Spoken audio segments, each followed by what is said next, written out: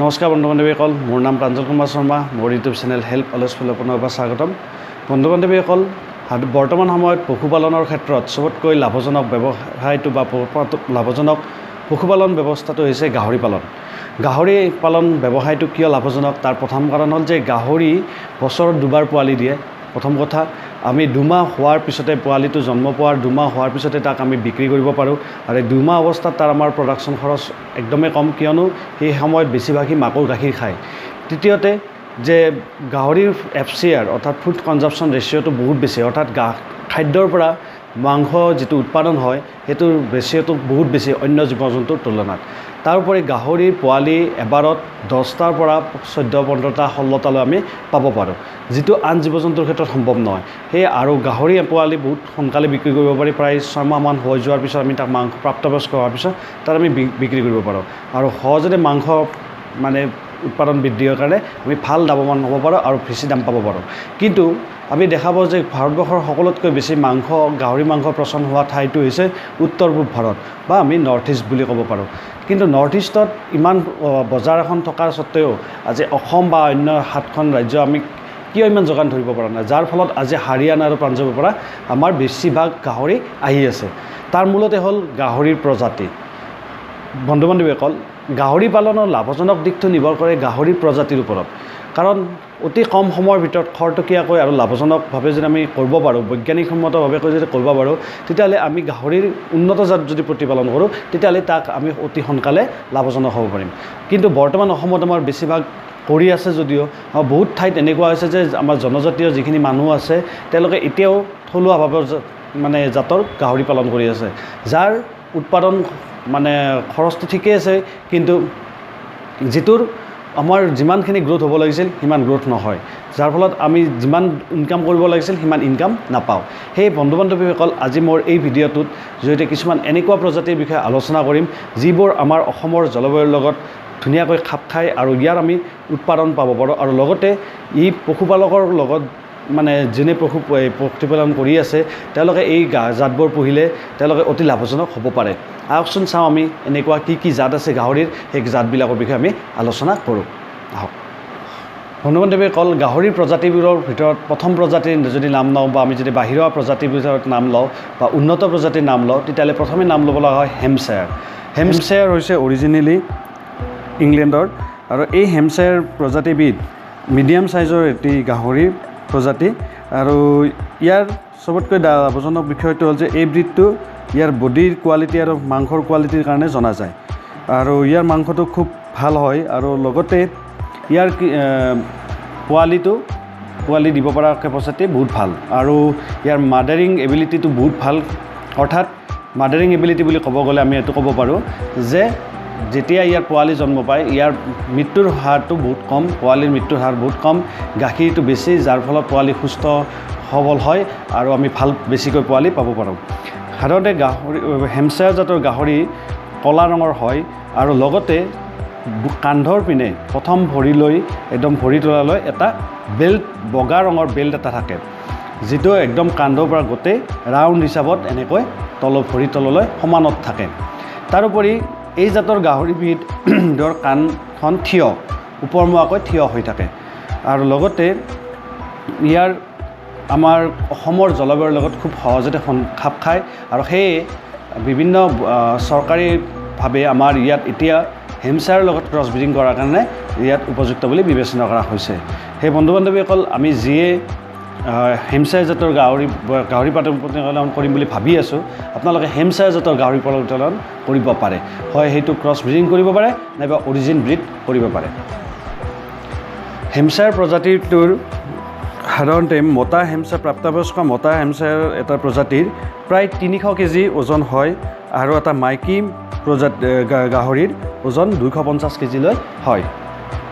বন্ধু বান্ধৱীসকল, আমি যদি গাহৰিৰ দ্বিতীয়বিধ প্ৰজাতিৰ কথা কওঁ, উন্নত জাতৰ প্ৰজাতি, অসমৰ বায়ুৰ লগত বা জলবায়ুৰ লগত খাপ খাব পৰা প্ৰজাতিবিধ যদি কওঁ, তেতিয়াহ'লে আন এবিধ প্ৰজাতি হৈছে লাৰ্জ হোৱাইট ইয়ৰ্কশ্বায়াৰ। এই প্ৰজাতিবিধ সাধাৰণতে ইংলেণ্ডৰ প্ৰজাতি হয়। এই গাহৰিবিধ পোহাৰ বহুত লাভজনক, কিয়নো এই গাহৰিবিধৰ মাদাৰিং এবিলিটিটো বহুত ভাল, আৰু ই 10ৰ পৰা 14টালৈ পোৱালি দিব পাৰে। আৰু ইয়াৰ মৃত্যুৰ হাৰ বহুত কম, পোৱালিৰ মৃত্যুৰ হাৰ বহুত কম। আৰু ইয়াক যদি ভালভাৱে ৰখা যায় তেতিয়াহ'লে 1 কুইণ্টল পৰ্যন্ত হ'ব পাৰে 7-8 মাহৰ ভিতৰত। আৰু লগতে এই গাহৰিবিধৰ চবতকৈ ডাঙৰ কথাটো হ'ল যে ইয়াৰ কিছুমান কেৰেক্টাৰিষ্টিক্স আছে। আমি কেনেকৈ চিনি পাম? এই গাহৰি সাধাৰণতে মুখখন অলপ দীঘল হয় আৰু ইয়াৰ বডিটো সামান্য গোলপীয়া ৰঙৰ হয়। লগতে এই গাহৰিবিধৰ কাণখন থিয় হয় আৰু লগতে এই গাহৰিবিধৰ মতা প্ৰাপ্তবয়স্ক যদি গাহৰি হয় তেতিয়াহ'লে ইয়াৰ ওজন 300 পৰা 400 কেজি হয় আৰু মাইকী গাহৰিৰ ওজন 230 পৰা 320 কেজি পৰ্যন্ত হয়। বন্ধু-বান্ধৱীসকল, অসমৰ জলবায়ুৰ লগত খাপ খোৱা আন এবিধ উন্নত জাতৰ গাহৰিৰ পোৱালি হৈছে বা গাহৰিৰ ব্ৰীড হৈছে লেণ্ডৰেছ। এই লেণ্ডৰেছ ব্ৰীড পোৱালিটো ডেনমাৰ্কৰ অৰিজিন আছিল আৰু এই ডেনমাৰ্কৰ প্ৰজাতিবিধক বৰ্তমান আমাৰ অসমৰ জলবায়ুৰ লগত খাপ খায়।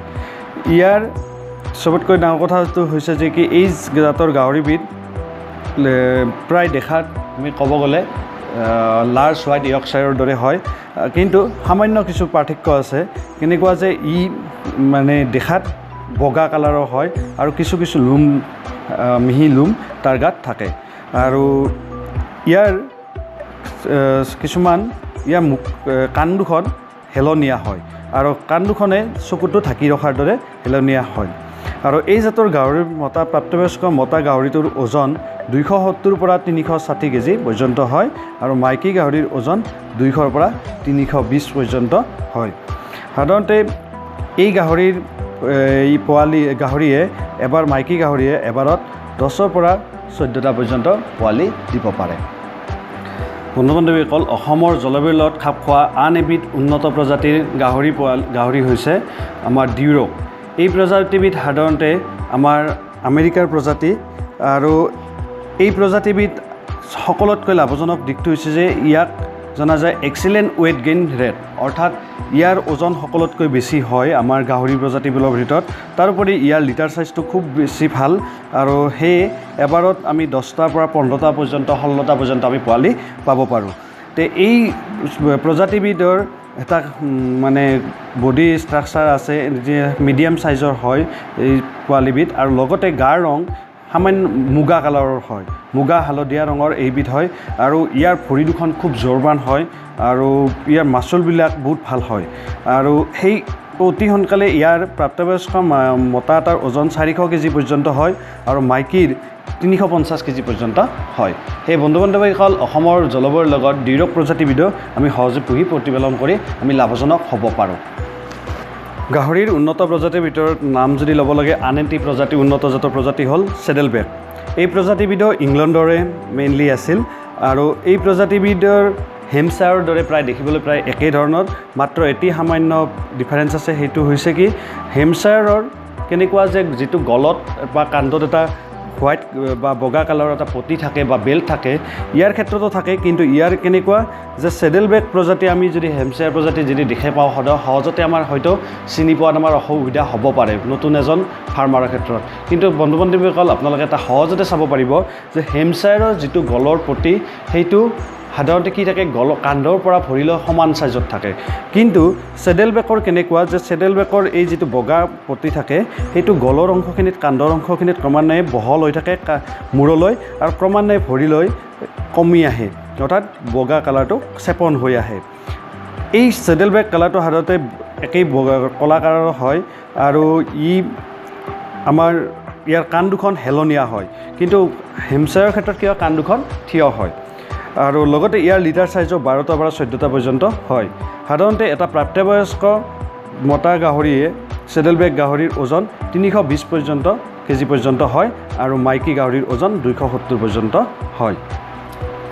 বন্ধু-বান্ধৱীসকল, অসমৰ জলবায়ুৰ লগত খাপ খোৱা আন এবিধ গাহৰিৰ উন্নত প্ৰজাতি হৈছে লাৰ্জ ব্লেক।